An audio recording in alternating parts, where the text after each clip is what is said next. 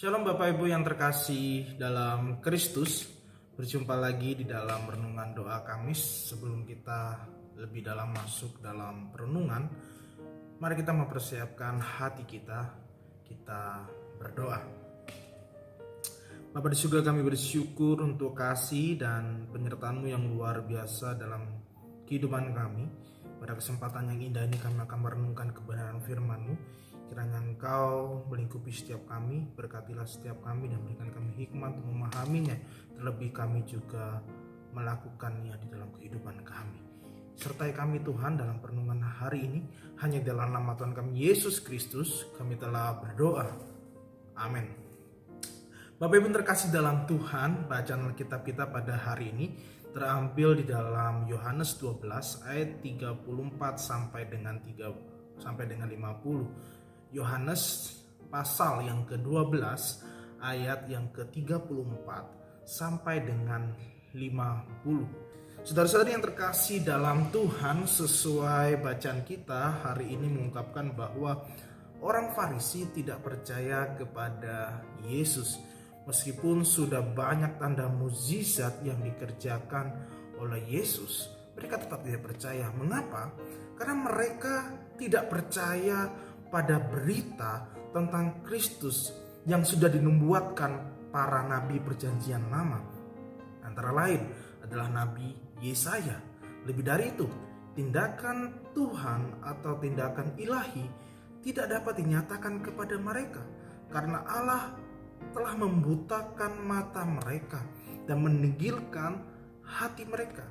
Jadi pangkal penyebabnya karena mereka tidak percaya. Namun soal percaya atau tidak percaya tidaklah sederhana mengatakannya. Sebab ada orang yang dalam hatinya itu sudah percaya kepada Yesus, tetapi tidak mau mengakui kepercayaannya itu. Mungkin inilah yang dapat dikatakan percaya setengah hati. Percaya sepenuh hati hanya bisa terjadi jika orang yang telah mengalami apa yang telah dialami oleh Nabi Yesaya, yaitu karena ia telah melihat kemuliaan Tuhan dan berkata-kata tentang Tuhan. Sebaliknya, orang yang percaya setengah hati disebabkan karena mereka lebih suka akan kehormatan manusia daripada kehormatan Allah yang terdapat dalam ayat 43. Menghadapi sikap tidak percaya dari orang Farisi dan sikap percaya setengah hati dari pemimpin agama waktu itu, Yesus menegaskan untuk percaya kepadanya, yang berarti percaya kepada Allah. Dan sebab oleh karena itu, dengan percaya kepada Kristus yang telah datang ke dalam dunia sebagai terang, maka manusia tidak tinggal di dalam kegelapan dosa. Dengan percaya kepada Kristus yang ditandai kesediaan untuk mendengarkan dan melakukan firman-Nya, maka manusia akan memperoleh hidup kekal, yaitu hidup yang jauh melebihi segala kemuliaan dan kehormatan yang bisa diusahakan oleh manusia di dalam dunia ini. Maunya manusia percaya pada kuasa, kesejahteraan, hiburan, kekayaan, ilmu pengetahuan, bahkan teknologi. Mereka percaya bahwa hal-hal itu yang diinginkan. Oleh sebab itu, dengan segala jerih payah, orang berupaya untuk mencapai kebutuhan-kebutuhan tersebut. Tentu, semua itu memang berharga dan karena itu perlu diusahakan dan bahkan perlu dikejar. Semua itu ada baiknya, tetapi juga ada buruknya. Namun semua itu tidak dapat memuaskan, tidak dapat memberkati manusia, sebab manusia juga memiliki sifat rohani yang tidak dapat dipisahkan dari kemanusiaannya.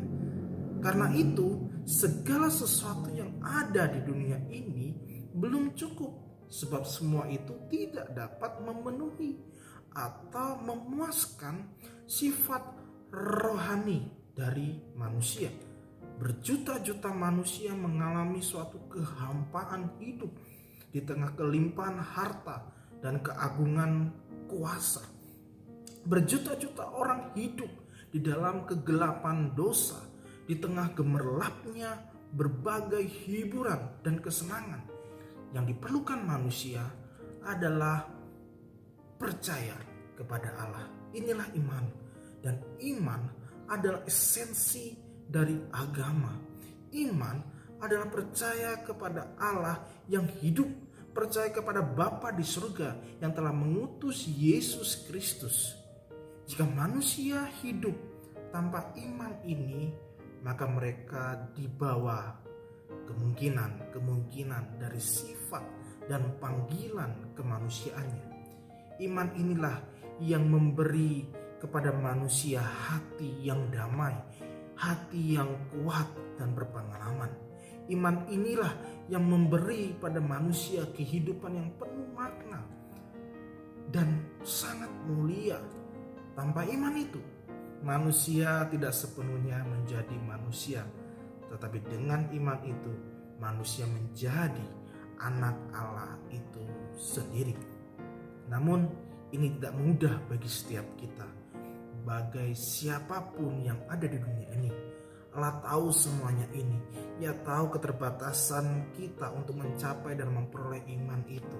Caranya ialah Dia datang kepada kita, berbicara kepada kita, dan membuat dirinya dikenal oleh roh kita. Dia sudah datang dalam anaknya, yaitu Yesus Kristus. Di dalam Dia Allah menghimbau kita, memanggil kita, dan mengundang kita untuk percaya bahwa Allah tidak lagi tersembunyi bagi kita. Allah tidak lagi jauh dari kita.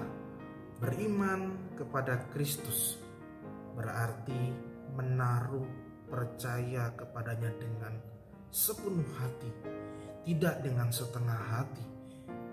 Beriman kepada Kristus berarti mengutamakan Kristus di atas segala-galanya.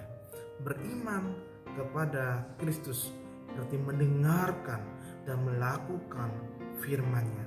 Sebab itu, marilah kita dengan sepenuh hati untuk menaruh percaya kepada Dia dari atas segala-galanya, yaitu kepada Yesus Kristus. Amin. Kiranya Tuhan Yesus memberkati kita semua.